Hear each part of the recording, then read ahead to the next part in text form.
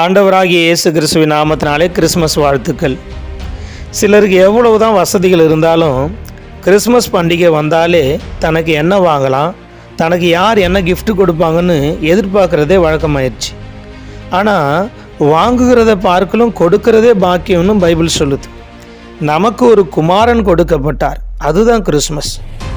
ஆண்டவர் சொல்கிறாங்க, உலகம் கொடுக்குற பிரகாரம் நான் உங்களுக்கு கொடுக்கல அப்படின்னு.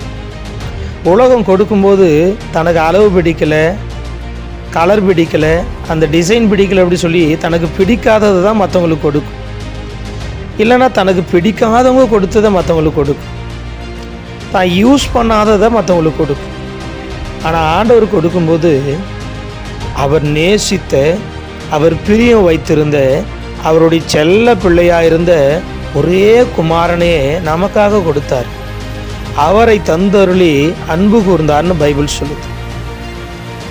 அந்த அன்பை ருசி பார்த்துருக்கிற நாமும் மற்றவர்களுக்கு கொடுத்து இந்த கிறிஸ்மஸை கொண்டாட வேண்டியது அவசியம். யூதருக்கு ராஜாவாக பிறந்தவரை தேடி வந்த சாஸ்திரிங்க தங்களுடைய பொக்கிஷங்களை திறந்து பொன்னையும் தூப வர்க்கத்தையும் வெள்ளை போலத்தையும் கொடுத்தாங்க. இவ்வளவு ஏன்?